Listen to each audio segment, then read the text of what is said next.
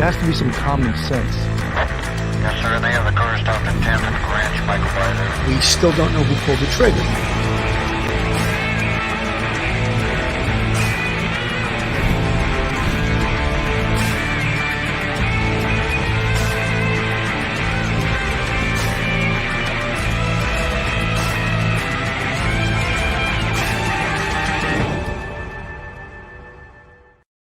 Hello, everyone, and welcome to Police Off the Cuff, Real Crime Stories. I'm your host, retired NYPD Detective Sergeant Bill Cannon, 27-year veteran of the NYPD. Wow, that's all I have to say in regards to this case. I mean, it's a built-for-TV movie, a lot of twists and turns. However, yesterday, a lot of our questions have answers now. We all know, based on what occurred yesterday, is that the Marshal Service, U.S. Marshal Service, at about 4:30 in the afternoon in Evansville, Indiana, the car was spotted in a parking lot of a motel, and they surveilled the vehicle, and they witnessed Casey White and Vicky White get into that vehicle, and they followed the vehicle, and ultimately the vehicle got into a pursuit. And one of the things that the U.S. Marshals Service did, which was probably saved a lot of people's lives, is that they rammed the vehicle, which is a police tactical maneuver that is used during situations in very, very dangerous car stops. And instead of pulling this car over, which undoubtedly would have resulted in a gunfight where potentially numerous people could have gotten wounded or killed, they made the decision to ram the vehicle, and they actually did a precision ramming because they flipped the car over. And I believe the vehicle was a 2006 beige Cadillac. That's another story we'll talk about, is that they had changed several vehicles. They were, initially were in that red SUV that they dumped in Tennessee. And then later on, they apparently had purchased a Ford F-150, which they dumped at that car wash in Evansville, Indiana. And then the last vehicle that they apparently had purchased, they don't have a lot of information on, however, on where they purchased it. That was the final vehicle they had gotten into. And we had everyone had spoken about how, oh, she's going to be so knowledgeable because of a law enforcement background. They were staying at what was the equivalent of like a Motel 6. Let me show you a little bit of the press conference from yesterday with the sheriff, with Sheriff Rick Singleton. And I'm going to show you a little bit of this now, and then we'll get into a little bit more of all the happenings, all the occurrences, because many things have occurred in the last day. Fugitive Task Force for the assistance they've been in this. Their agents are actually the ones that were involved in the pursuit. And my team of investigators who work diligently alongside the U.S. Marshals Task Force, all the other partners and players in this, the least of which is not the media. You guys have made this happen. You've kept this story out there. You've kept it on everybody's mind. And the tips, what led us to the arrest and the capture of them today was a tip that came from citizens. And they call those tips in because of the coverage y'all have provided us. You don't know how much I personally appreciate the way y'all have helped us in this case. We got a dangerous man off the street today. He is never going to see the light of day again. And, that's a good thing for not just our community, but that's a good thing for this country. So thank you very much for your help.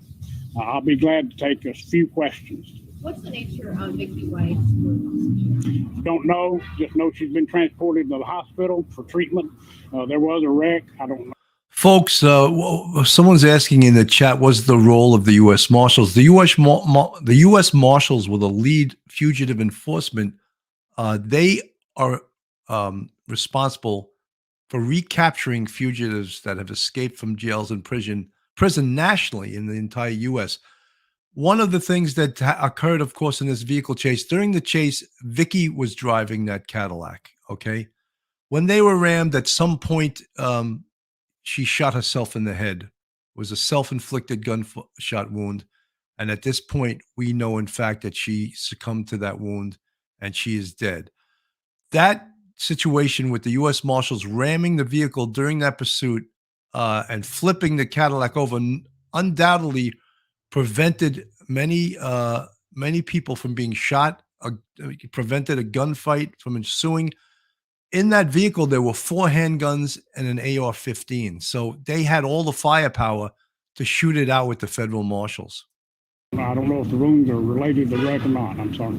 Are they found in the same vehicle that was seen in the pictures that were circulated today? I'm sorry? Are they found in the same vehicle? Yes, I think so. That Ford F-150. What's the connection to Evansville, Indiana? Why there for that? Don't know well, if anything particular drew them to that town, but that's where we got the latest tip, which came in late last night, I think, or last night. Followed up on it first thing this morning, and they were able to get some leads there, and it led to their capture. Where exactly did the chase start? Where did the chase start? I'm not sure. My understanding is that they had located them at a hotel, and they spotted them, ran, and the pursuit ensued. Sure. Folks, to answer that question, the pursuit occurred on Highway 41 North and Highway 57. They had been surveilled in the parking lot of a hotel, which used to be a Motel 6. We jokingly referred to that early on, keep the light on for us, we had said. And apparently it was a Motel 6. It no longer is. They didn't put out the name of the hotel now. But so, yes, they were being pursued on Highway 41 North and Highway 57. We spoke to some of the folks that called that tip in up in Indiana, and they said they had actually alerted local law enforcement last week on Tuesday about that abandoned truck, and that it's taken several days for all the tips coming in to be able to get through those, get down the list. Was there something last night that changed your idea about why it might actually be a real sighting of Casey White? No, I'm not aware of the earlier tip. When will they be brought back here? Not sure. They'll have to be extradited if they don't waive extradition. That can take some time. Of course, court proceedings involved in that. Over here, I heard someone over here. Will they actually be brought back here, or yes. The connection is it just too deep to? No, they will be brought here. He has to be brought back here, and she does to face arraignment on the new charges. He is charged with escape. She has multiple charges on her now. They will have to be brought back here for arraignment. We've already made arrangements with the Department of Corrections. He will be brought here for arraignment. If it's 2 o'clock in the morning, it doesn't matter. The judge has agreed to come out. He will be arraigned and immediately transferred to the Department of Corrections. Are you concerned about Vicky White coming back to this detention center since she worked here? She will not be logged. She will not be confined in this detention center. So, folks, this is obviously prior to him knowing that she had succumbed to her wounds.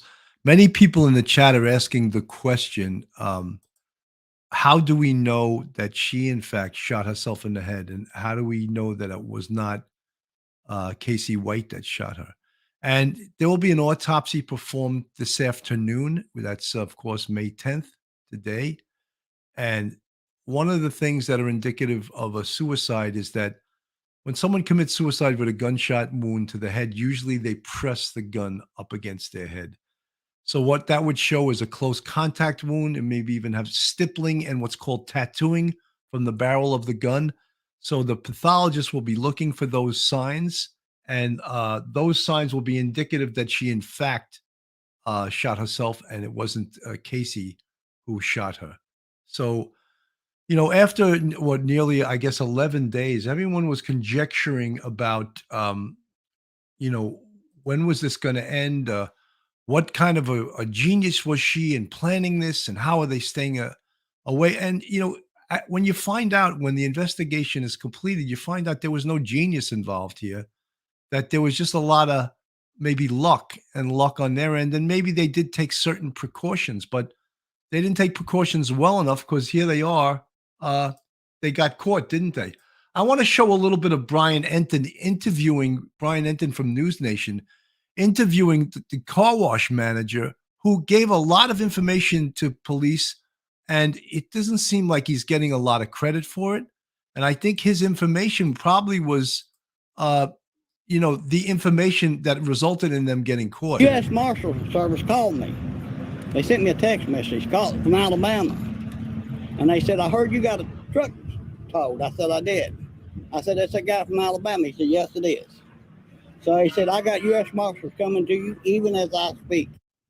All right, that was car wash manager James Stinson, the man who tipped police off, bringing an end to the nationwide manhunt for escaped murder suspect Casey White and his lover, Vicky White. She was the corrections officer who helped him escape. She's now dead. She committed suicide. The two have been on the run for 11 days across several states. News Nation was first on the scene when they were found following the chase and capture. That man was Brian Enton, joins us live in Evansville, Indiana, along with retired FBI agent Bobby Chacon. Gents, good to see both of you. You know, Brian, take us through the laundry list of Keystone Cop moments here. It seems as though almost they were captured despite the best efforts of police.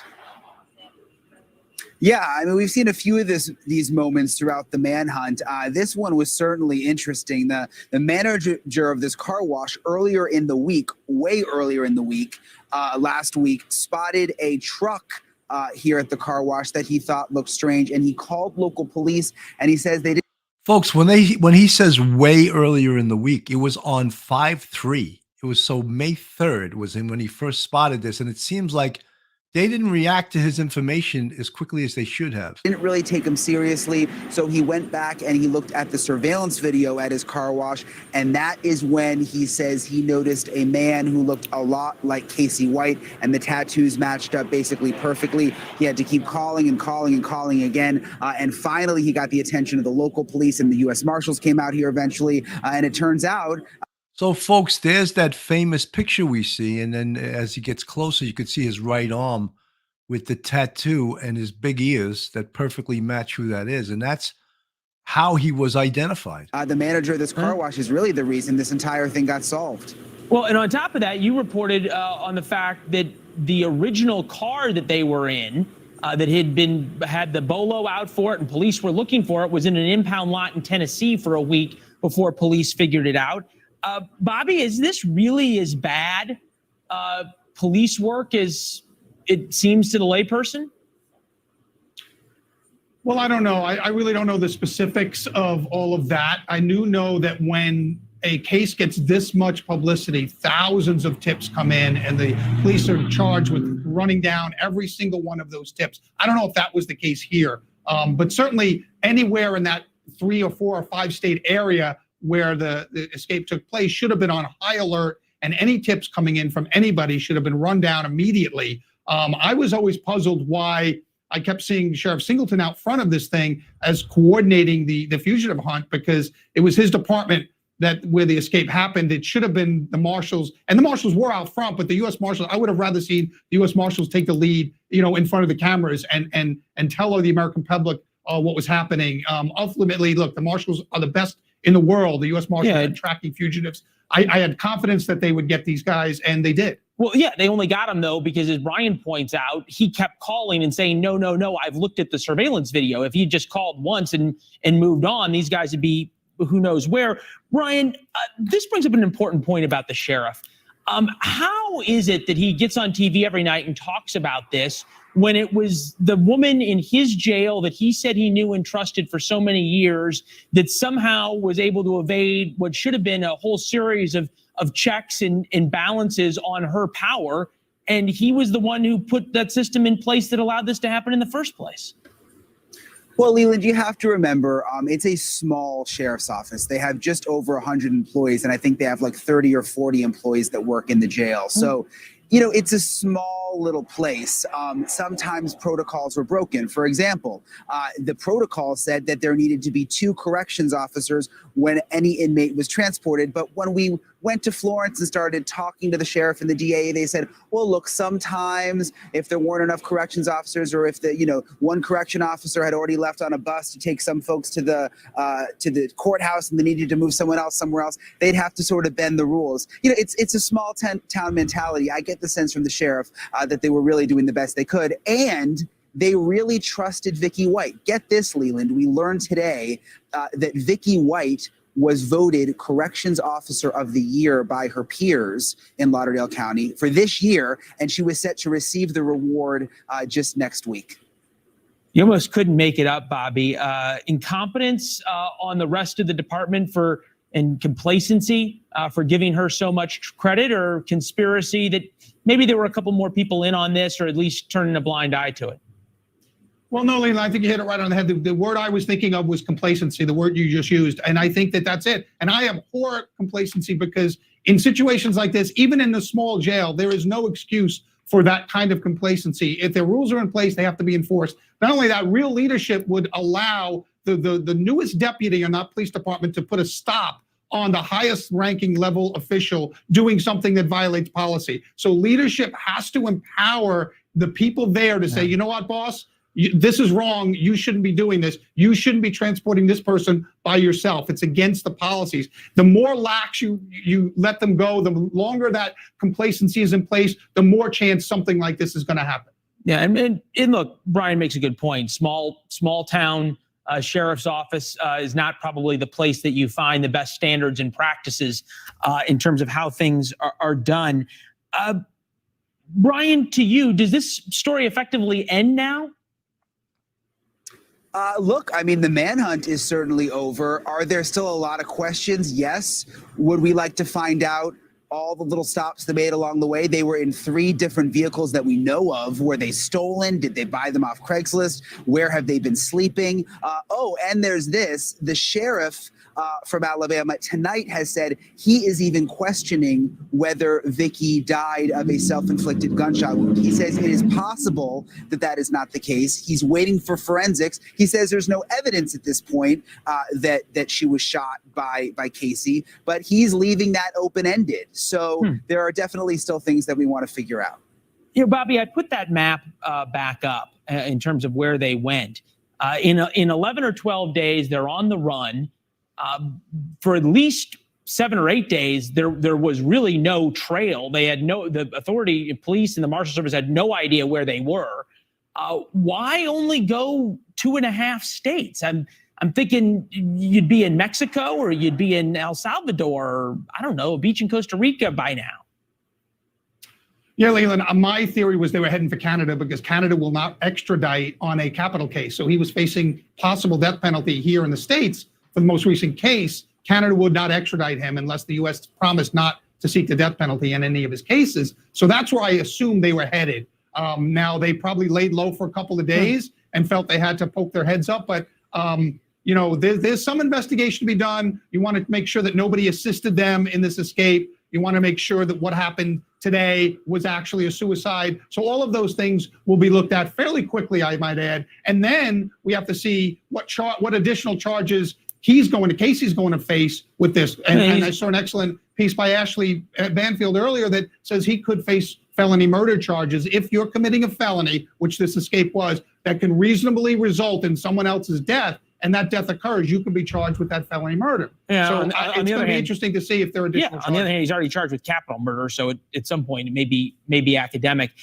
Brian, Bobby, thank you both. Brian, great work as always. So, folks, as you could see, a lot of questions, but you know, one of the things is, and everyone is critiquing right now, the response of the police.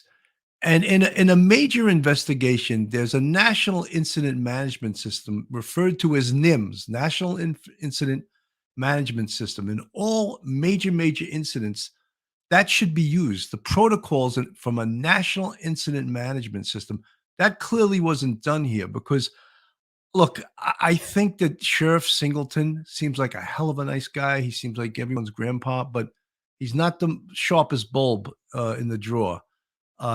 Many questions that he was asked that he should have had the answer to, he didn't have the answer. And that is his fault, because first of all, they should have a press office.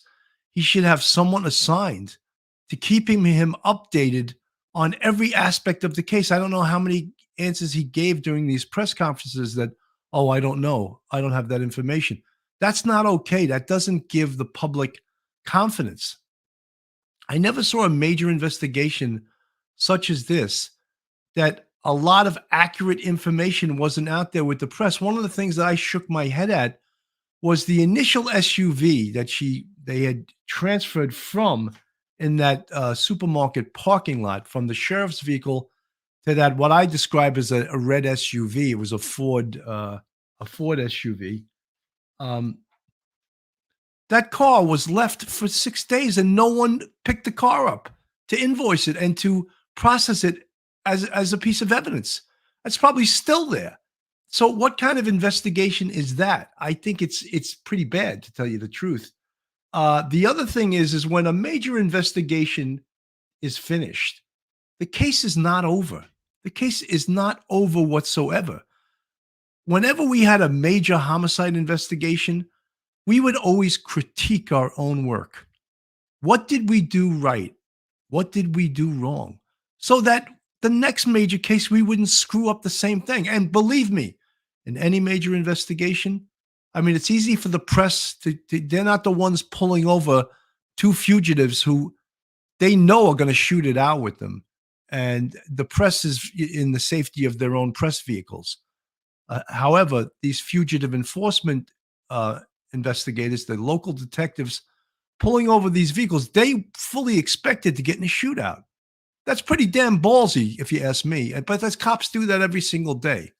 You notice I use the word cops, constable on patrol. Police officers, detectives, they do that every single day and without hesitation. And smartly in this case, they rammed the vehicle. I just want to make a little comment also. Vicky White lived a righteous life her entire life up until this point, up into this horrendous decision she made on April 29th. And we have to somehow commiserate with the people that loved her and the people that worked with her. She had many friends. She touched many people's lives. You just heard that she was voted Correction Officer of the Year. I mean, how did it go so wrong? But I just want to say that we realized that she was in law enforcement. I believe it was for the better part of 17 years, and she did a commendable job. But however, she made this horrendous decision on April 29th. Folks, this is Police Off the Cuff, Real Crime Stories. If you like the show, please go on our YouTube, hit the subscribe button, give us a thumbs up, ring that bell. If you want to support this channel, we have a Patreon with 3 different levels.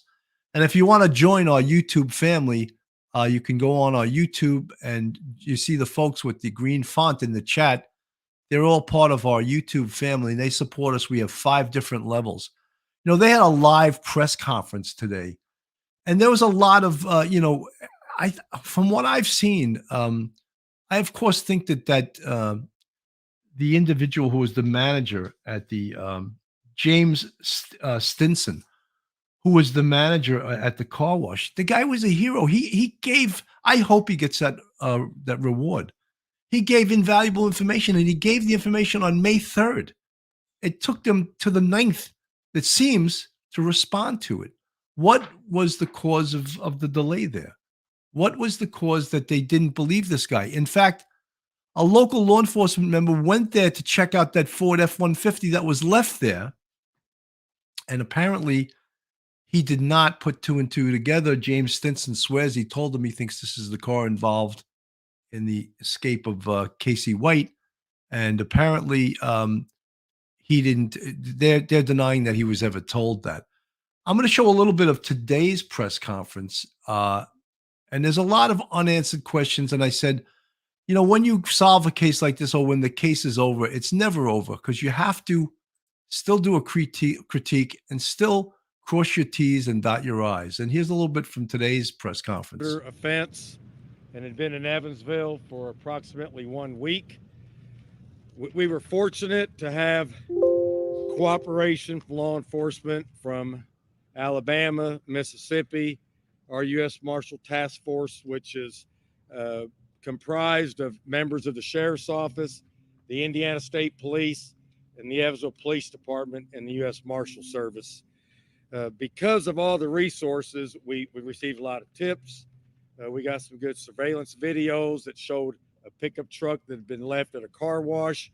and then a subsequent vehicle that they took and escaped in from the car wash, which was a Cadillac. We recently found out that they'd been staying at a hotel down the road here. It used to be a Motel 6, and now I think it's changed names, and they had a 14-day stay there. We were fortunate that during our investigation yesterday, an Evansville police officer who was just doing his good diligence of patrolling and being smart noticed the vehicle in the parking lot of the hotel and notified us immediately. So the task force members got together, they drove down there, set up surveillance on the hotel.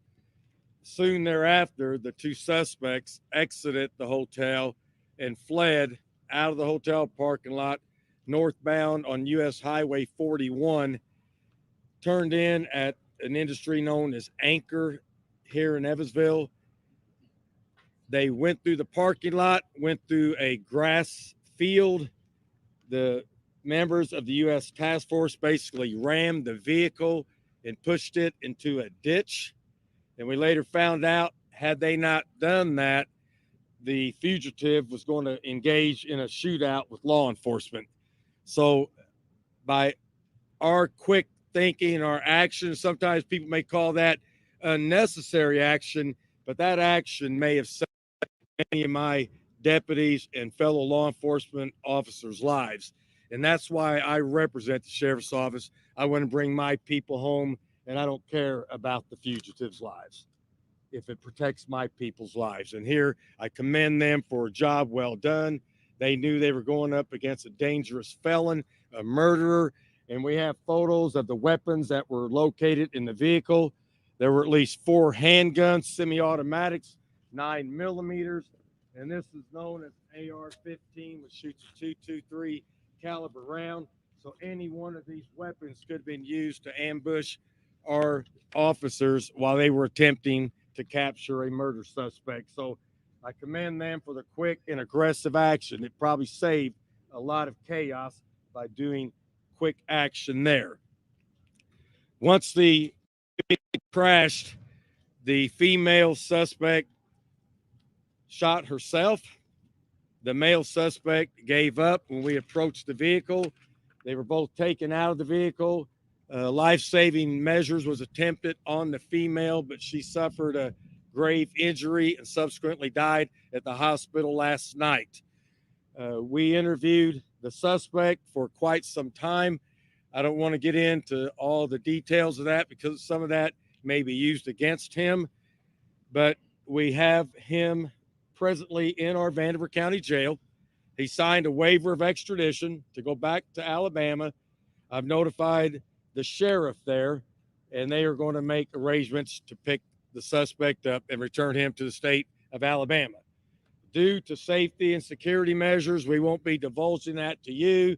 It won't be a public spectacle. When he leaves, they'll go out a hidden exit, and it won't be for public display.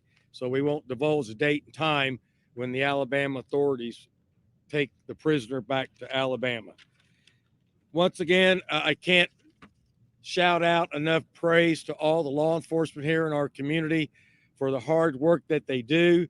The task force, I was asked by a member of the media this morning if this was like an odd occurrence, and it's certainly not an odd occurrence. We arrest dangerous felon subjects every single week. We've been involved in multiple shootings in this community. We've shot people, we've been shot at. So this is law enforcement. This is today's law enforcement. It's a very dangerous occupation.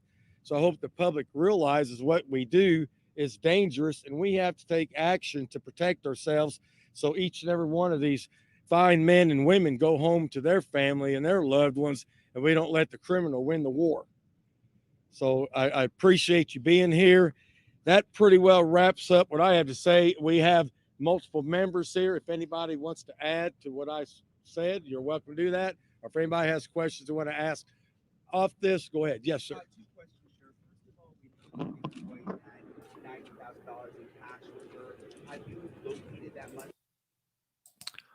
So, folks, you heard the local sheriff giving an update. One of the questions was the motel that they didn't identify, which used to be a Motel 6. They had apparently booked 14 nights at that motel. And so they had obviously intended to stay there for a while. Another thing, if you watch this whole press conference, it was reported that she had $90,000. They only recovered $29,000. So it's some way they spent $61,000. Don't forget they had purchased 2 vehicles. Those vehicles, in fact, weren't stolen; they were purchased. So that very well could account for a great deal of that that $90,000. Folks, one of the things that and I see folks in the chat. The car wash guy also identified the Cadillac being at his car wash, and he had photos of it, and he had surveillance of Casey White from his car wash. So we got to give this guy all the credit in the world. I mean, he just incredible what he did, and it seems like the powers that be aren't giving him credit for it right now, and that's a shame. But he gave them all this information, and I think that it was tremendous information that they were able to get all of this information out there, and that's an incredible thing. And he did just a great job, and there's no doubt in my mind that that he did a fantastic job. I mean, but I'm not the one that's going to issue the reward. The reward will have to come from the police and determining whether or not they in fact think that that he's the one that deserves it. And I mean, he came up with incredible information. It seems like much of the information that he gave them was ignored. All right, that was car wash manager James Stinson, the man who tipped police off, bringing an end to the nationwide manhunt for escaped murder suspect Casey White and his lover, Vicky White. She was the corrections officer who helped him escape. She's now dead. She committed suicide. The two had been on the run for 11 days across several states. News Nation was first on the scene when they were found following the chase and capture. That man was Brian Enton, joins us live in Evansville, Indiana, along with retired FBI agent Bobby Chacon. Gents, good to see both of you. Brian, take us through the laundry list of Keystone Cop moments here. It seems as though. See, I don't really think it's right that this reporter starts referring to this stuff as Keystone Cop moments, but there was some mistakes made. But you know something, as I said before, he's sitting in the safety of his TV studio while these fugitive enforcement and local detectives and these sheriffs, they confront armed felons without question and without hesitation. So it's easy for him to refer to these as Keystone Cop moments. But you know something, these guys put all their lives on the line when it calls for it. And Mr. Keystone Cop moment there, who's referring to it, he's in the safety of a TV studio. So just remember that. So almost they were captured despite the best efforts of police. Yeah, I mean, we've seen a few of these moments throughout the manhunt. This one was certainly interesting. The manager of this car wash earlier in the week, way earlier in the week, last week, spotted a truck here at the car wash that he thought looked strange, and he called local police, and he says they didn't really take him seriously. So he went back and he looked at the surveillance video at his car wash, and that is when he says he noticed a man who looked a lot like Casey White, and the tattoos matched up basically perfectly. He had to keep calling and calling and calling again, and finally he got the attention of the local police, and the U.S. Marshals came out here eventually, and it turns out the manager of this car wash is really the reason this entire thing got solved. Well, and on top of that, you reported on the fact that the original car that they were in, that had the BOLO out for it and police were looking for it, was in an impound lot in Tennessee for a week before police figured it out. Bobby, is this really as bad police work as it seems to the layperson? Well, I don't know. I really don't know the specifics of all of that. I know that when a case gets this much publicity, thousands of tips come in, and the police are charged with running down every single one of those tips. I don't know if that was the case here, but certainly anywhere in that 3 or 4 or 5 state area where the escape took place should have been on high alert, and any tips coming in from anybody should have been run down immediately. I was always puzzled why I kept seeing Sheriff Singleton out front of this thing as coordinating the fugitive hunt, because it was his department that where the escape happened. It should have been the marshals, and the marshals were out front, but the U.S. Marshals, I would have rather seen the U.S. Marshals take the lead, in front of the cameras and tell the American public what was happening. Ultimately, look, the marshals are the best in the world. The U.S. Marshals are tracking fugitives. I had confidence that they would get these guys, and they did. Well, yeah, they only got him, though, because as Brian points out, he kept calling and saying, no, I've looked at the surveillance video. If he just called once and moved on, these guys would be who knows where. Brian, this brings up an important point about the sheriff. How is it that he gets on TV every night and talks about this when it was the woman in his jail that he said he knew and trusted for so many years that somehow was able to evade what should have been a whole series of checks and balances on her power, and he was the one who put that system in place that allowed this to happen in the first place? Well, Leland, you have to remember, it's a small sheriff's office. They have just over 100 employees, and I think they have like 30 or 40 employees that work in the jail. So, it's a small little place. Sometimes protocols were broken. For example, the protocol said that there needed to be 2 corrections officers when any inmate was transported. But when we went to Florence and started talking to the sheriff and the DA, they said, well, look, sometimes if there weren't enough corrections officers, or if the, one correction officer had already left on a bus to take some folks to the courthouse and they needed to move someone else somewhere else, they'd have to sort of bend the rules. It's a small town mentality. I get the sense from the sheriff that they were really doing the best they could. And they really trusted Vicky White. Get this, Leland. We learned today that Vicky White was voted Corrections Officer of the Year by her peers in Lauderdale. So, folks, you heard that Vicky White was voted Correction Officer of the Year. Guys, I know I played that twice. I just wanted to, for some people coming in late, reiterating what has occurred. The information that the marshals had when they had it, mistakes that were made, what has to be done now. It seems like the press always dwells on, what now? What now? Are they getting him back to, to Lauderdale, Alabama right away? Folks, you got to realize one of the things is he was facing 75 years or sentenced to 75 years before this even occurred. So that doesn't go away. He also has an outstanding murder case, all right, which he confessed to. That does not go away, all right? Now, with all the new charges, they're talking about, could he be charged with felony murder because Vicky White took her own life in the commission of a felony? I don't know the answer to that. I'm not a prosecutor. Is there a potential that that could happen? Yes, there is. There is a potential that that could happen. But so this case, the marshals, I think overall, when we talk, everyone's so highly critical of them. But I think when push came to shove, when it was all on the line, they did their job. They definitely did their job. It was, the vehicle that they initially escaped in that was dumped. And we wonder now, based on the investigation, did they purposely dump that and leave it broken down in the middle of the road on purpose? And that's when this vehicle was never picked up by the Lauderdale Police Department.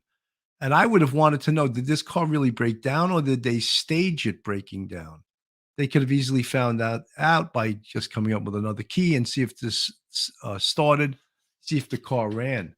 However, they didn't do that. And, we talk about the investigation has to take center stage. All of that, you don't just end the investigation because the case is over with. It's not over with right now, So there's the picture, of course, of her walking him out of the jail. Talking about the timeline, this goes all the way back to April 18th, when Vicky sold her home in Lexington. Public records revealed she sold the property for $95,550 to her former mother-in-law, even though that was well below what the house was worth. She on the 28th of April, she submitted retirement paperwork. So when you talk about like premeditated, yeah, she was definitely thinking about this. So on the 28th, uh, on pre-prison break in the week ahead of the escape, uh, specific dates unknown, Vicky purchased men's clothing at a Kohl's store and visited a sex shop. It's unclear if she bought anything at the adult toy store. Uh, Lauderdale County District Attorney Chris Connolly claims she also withdrew $90,000 in cash out of a series of bank accounts. April 29th, Vicky checks out of a Quality Inn in Florence, Alabama. So 2 days before this occurred, she was staying at a Quality Inn. At 9:20 a.m. on the 29th, Assistant Director Vicky White tells the deputy to prepare inmate Casey White for transport to courthouse. Deputy removes White from his cell, takes him to booking and handcuffs him and shackles his legs. 9:41, Vicky leaves detention center with Casey and head to the courthouse for a mental health evaluation, even though there was none scheduled. We had the FBI agent interviewed by News Nation talking about leadership and the fact that maybe an underling should have confronted Vicky, even though she was the second in charge, that she was breaking procedure in taking Casey White to any appointment by herself. And then she had claimed that after she dropped off Casey White, she was going to a Med Plus for a personal appointment. At 9:49 on that same date, the 29th, it shows her police cruiser was parked in a parking lot at the Florence Square Shopping Center. At 11:34, a Florence Police Department officer spots the cruiser. And later that afternoon, the same day, actually, that red SUV is spotted 2 hours away. So a lot of this information was slow to get out. And it was not just slow to get out, but the correct information didn't always get out very, very quickly. And that's one of the things, that's one of the reasons you need a point person from law enforcement to keep the public as well as the press updated, because this was a very important case. In actuality, I know at this point they're not giving credit, but that the car wash manager, James Stinson, I think he deserves all the credit for his eyes being on this guy, him calling police, him contacting federal marshals and telling them, in fact, what he saw. And I think that his spotting of the initial Ford F-150 and then, of course, that Cadillac that was found in the parking lot of the motel, the alleged Motel 6, that resulted also from James Stinson. He had said, this is the car they're in now. And then they, of course, were witnessed by the federal marshals and the local police getting into that car, and the pursuit ensued. So I think that he did one hell of a job. Paul Burgess, he was missing info on the Connie Ridgway murder, admitted to other murders which were discredited, just a plan to make it to Vicky's jail. Paul Burgess, I agree. But in the Connie Ridgway murder, they're not going to charge someone unless they can vet the confession against the evidence that they have. The other case is the one where it was ruled a suicide by shotgun. They just reopened that case. He was never charged with that. So there's a lot of information out there that needs much further investigation. Daphne C.C. Moran, she is more guilty than Casey. He couldn't do it alone. Yeah, there's no doubt he couldn't do it alone. And but one of the things that we would question is, did he use a lot of manipulation, potentially mind control on her?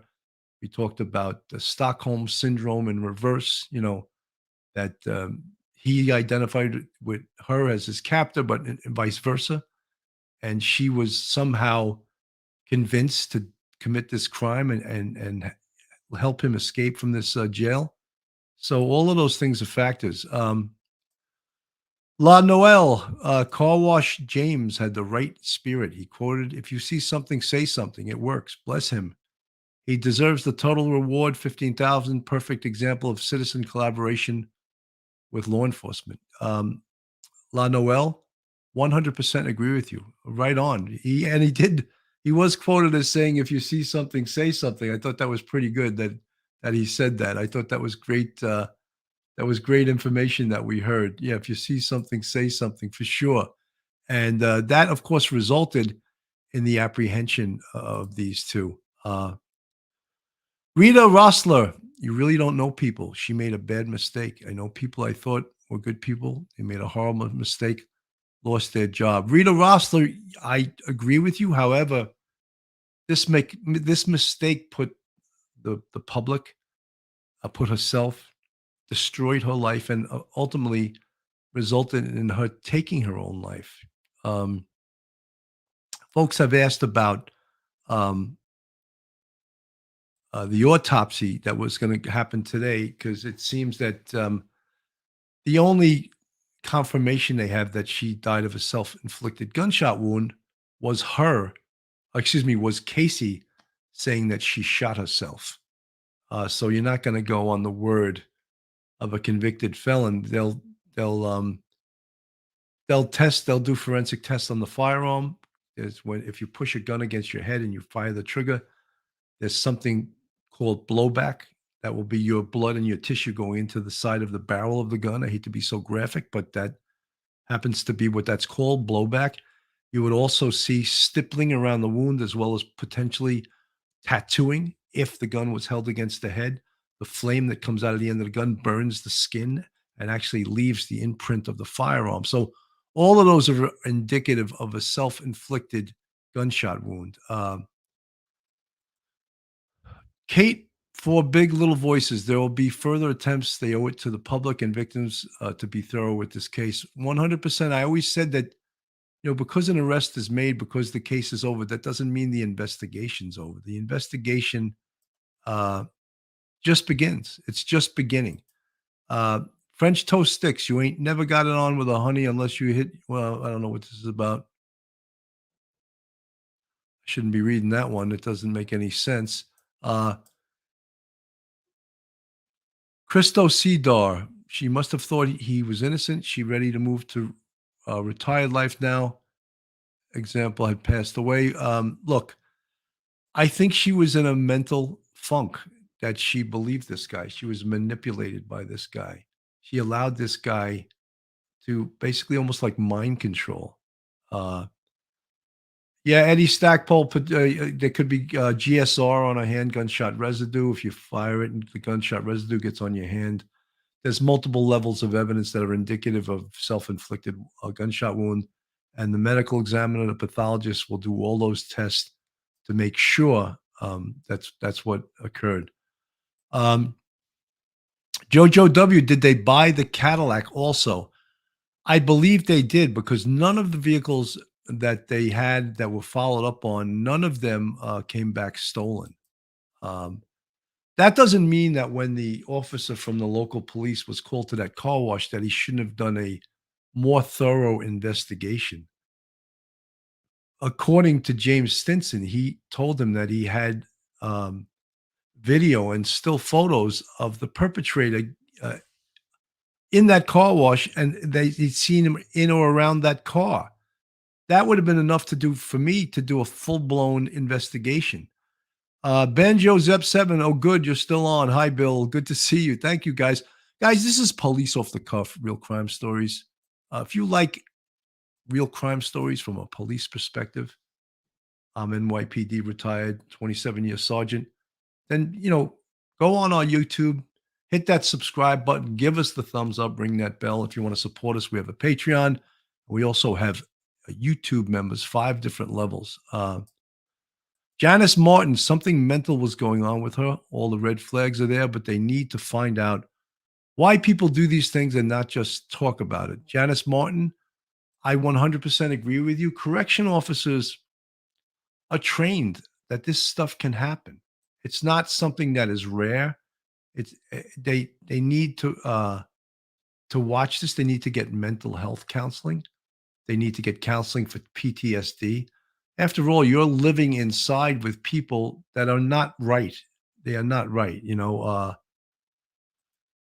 Chris Russo, 12816. I know Evansville has a real meth problem, so it seems like a good place for them to lay low and score his drug of choice. That's a potential possibility. Karen Broderick, I think she no longer cared what happened to her. She must have had such a low self-esteem to do what she did. Yeah, I agree. I mean, she threw her life away. I mean, that's the only way you could describe this. Selling her house for like less than half of what it was worth, taking $90,000 in cash out of a bank.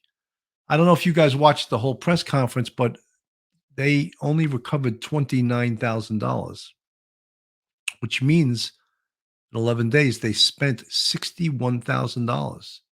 I mean, crazy. A correction officer does not have that type of money to blow. That's for sure.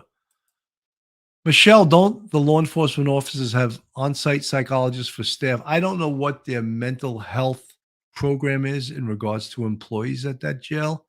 However, they should have that.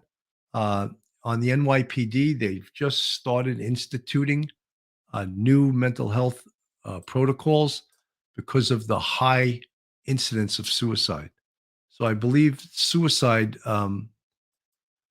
Steve Ringe, how you doing, Steve? Good to see you. Retired NYPD Sergeant Steve Ringe has a question. Was there any prior history between them? School, community, friends, and common past relationships? Steve, as far as we know, we can track their relationship going back 2 years. He was in a state prison and he had passed through that jail. She had actually called him numerous times on the phone. So that's all I can say as far as their relationship. It had gone back 2 years with phone calls to a prison. And Steve, from being a retired NYPD sergeant, an incarcerated inmate in a state prison does not have free reign over phone calls. All the phone calls are tracked. All the phone calls are recorded, both by a digital transcript and by a audio recording. So and they know that. So for her to call him on a state prison phone, crazy. $29,000 was recovered, Janice Martin, and she had purchased 3 different cars. Well, 2 if you don't include the SUV. So they had spent they had spent $61,000, right? Because they only recovered 29,000. Very crazy. All the folks. Blueberry, Bonnie and Clyde went wrong. Yes, for sure.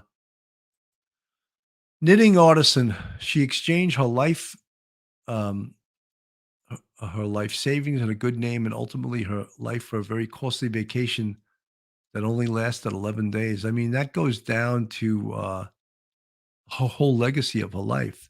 She had lived a righteous life for her entire life up until this point. And now this incident will forever taint her legacy with her family, with her friends. Tracy Jackson, knowing about all of his doings already, and now the other girlfriend's suicide, I'm just curious if he shot White.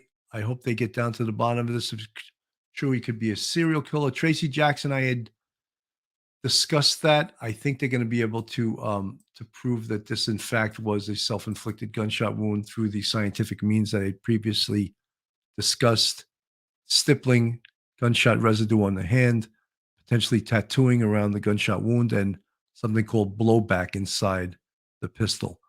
I can't explain to everyone. I explained it before what all of those things are, but the pathologist will be looking at all of those things when he does the autopsy today, or he or she. Eddie Stackpole, detective, retired NYPD detective. Eddie Stackpole, system appears to have dropped the ball big time. Yeah, I think so, Eddie. Something really went wrong here. And luckily that the public was put in danger. However, it turned out the only one lost her life was Vicky, which is a shame.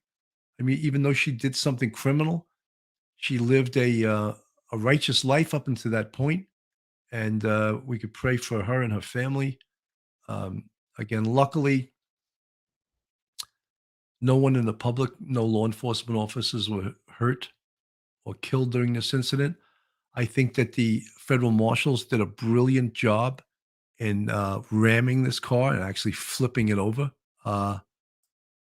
Navy F-14D, they paid $6,000 for the Ford F-150 pickup truck. Wow, you guys get all this information. I didn't have that information myself. Thank you. Jimmy May, could they have been married with no one's knowledge? Questionable. When he was stopped by the police, I think he said something of the effect, "Would you help my wife?" And as far as the law enforcement knows, he was never married to her. So we don't know that. Deborah, maybe they hid the money potentially, but something, they were on the run, so they wanted to make sure that they had the money with them, and they couldn't just leave it in the hotel room. So because they didn't know when they could ever get back there. Paul Burgess, I don't believe it was a coincidence that they began communicating in 2020 around the exact same time he confessed to the Ridgeway murder. Something, all of that will be determined through an in-depth investigation. And at this point, it takes time. Investigation, as you guys know, takes time. I can't give you all the answers. I think a lot of the information that came out during this case, it wasn't coming from a direct source like usually police departments have. Chris Russo, thank you for joining the Police Off the Cuff YouTube family. Welcome aboard. There wasn't a central location, and I mentioned NIMS, which is the National Incident Management System. It doesn't seem that they instituted that over this case because they should have, and it doesn't seem like Sheriff that the sheriff had accurate information at all times. That's Sheriff Singleton. It doesn't seem like he was totally being apprised of what was going on, and that's why police departments have public information offices. And it doesn't seem like he had all that information at his fingertips, because he gave a lot of answers like he didn't know the answer to that. I don't know what happened with that. I don't have that information. And when you're dealing with police departments, you expect them to have that information. And the fact that he didn't, it sort of impacted a bit on his competence. And the fact that you heard that one, what do we have here? Dan won in the case of Brian Laundrie. In this case, two popular high-profile cases. The bottom line is there were very concerning problems with law enforcement, and we wonder why Bill and Duty won the best. Well, thank you, Dan won. But I would just like to say to folks that, police officers, police departments, they're human beings. They make mistakes. I wonder if you put the spotlight on a whole law firm, if you would find tons of mistakes that lawyers make, or for that matter, on a bunch of doctors in a practice. Would you find that they made huge mistakes? Any profession. But when the light is shining on law enforcement, yeah, they make mistakes. There's no doubt. There is no doubt law enforcement makes mistakes. Judy Fisher, she was in control, not him. She was free. He was in prison. How much time did she actually spend visiting him and phone calls where they could plan together? In my opinion, she was the brains in this, not him.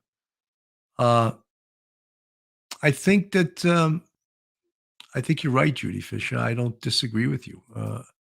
She seemed to be the brains of this. Suman Shri, how long had they planned to stay in the motel? Were there anything else they had in their possession related to their plans? Suman, they had apparently booked the hotel for 14 days. So unknown if they paid in cash. I would assume they did. But usually when you check into a hotel, you have to have some kind of credit card.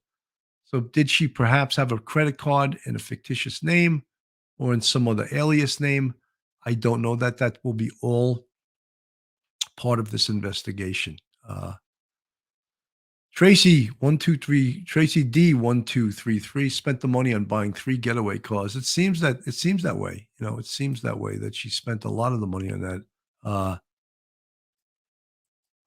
Milwaukee civilian, what is with the lunatics who think there is something exciting or romantic about this craziness? Yeah, I don't find it exciting or romantic. I don't know if anyone does. There were people in the chat the other night that were actually rooting for them to get away. I didn't understand. So you're rooting for a murderer to get away, and for an unstable female correction officer who made the biggest mistake of her life. You're rooting for her too. Look, this ended the best way possible. It would have been better, of course, if Vicky didn't take her own life, even though she broke the law. I still feel human emotions for her. That it's unfortunate that she took her own life. I would feel different if they tried to hurt law enforcement. If they would have shot it out with police. However, the way that this went down,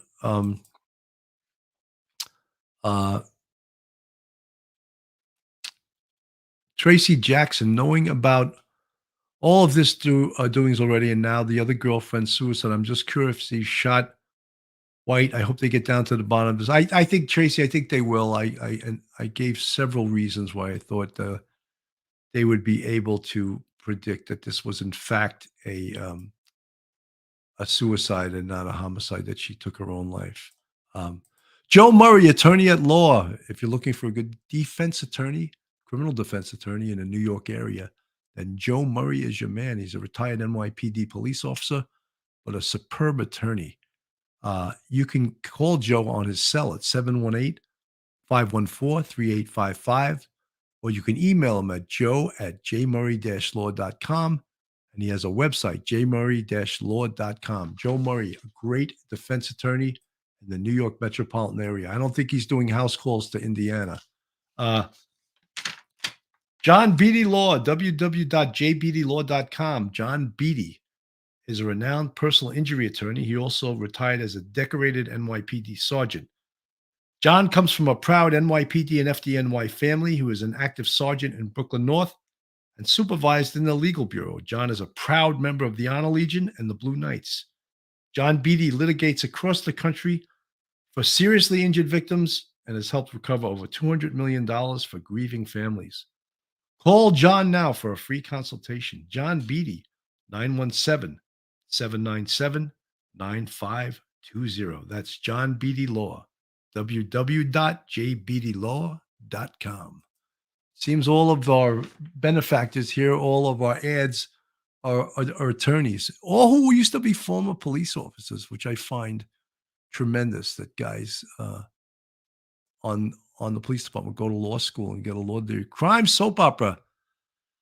Said her psychological issues weren't noticed before this all went down. The way she treated him differently was a sign as well. Thank you, crime soap opera. I definitely agree with you. Mike Fortner. People are forgetting that she was second in command at that jail. She was the model employee until this point. Yeah, I think you're right, guys. I think we all have to realize that, and we have to sort of feel sorry for the people that loved her family. Jimmy May, yes, they could have been married without other folks' knowledge. I don't know what law enforcement person or what priest or what judge would have married them, so I don't know how they would have been legally married. Alicia McKay, yeah, I heard that they asked the sheriff if he had any feelings that she had passed away, and he indicated that he didn't, which that just shows you who he is if that happens to be true. Anna Salte, Casey is being described as slow, not that smart. He's also described as shy, silent, and a decent guy while on his meds, but I'm not convinced he was manipulating her. Look, he's not a decent guy. His attorney said that.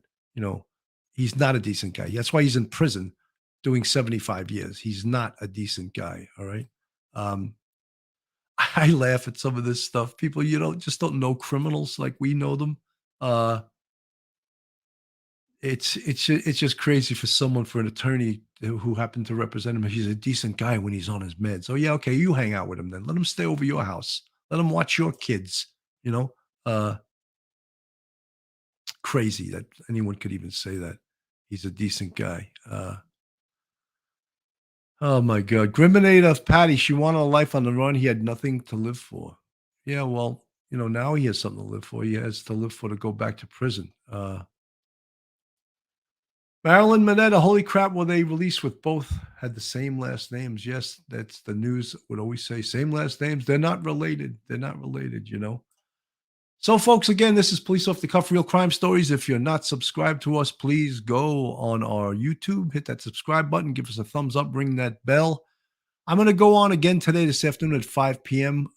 Further updates with my friend, retired NYPD Detective Phil Grimaldi. Thank you so much for joining me this afternoon. I'm sure there's going to be new information going on as the investigation continues. Someone's correcting me. Casey White is not known that he is murdered. He is a murder suspect. You may be surprised at the trial if he's found not guilty. Kalina Matova, he confessed to a murder, but he's also convicted of the crimes that he's doing 75 years for. Multiple shootings, robberies, home invasions. He's serving 75 years. So even if he's never tried for this murder, or he's found innocent for this murder, he's never going to get out of prison. He's done. He's finished. That is where he lives. That is his address. All right. Banjo Joy Zep 7. The best classes I ever took was at community college, were taught by retired law enforcement. Administration of justice included homicide, report writing, etc. So helpful when dealing with crime in my community. Banjo 7, that's great. I'm glad you found it useful, and I'm glad that you found that law enforcement were the best teachers of this stuff. So, folks, I think that I covered all I wanted to cover right now. I thank all you guys for listening, coming on in the afternoon here. This was a truly amazing case. Maybe one day will be a movie, but it ended as well as possible. There was loss of life, but there was no loss of life of law enforcement or any civilians. So for that, we thank God. And so, guys, I'll see you at about 5 this evening. Have a great day, and God bless. One episode just ain't enough.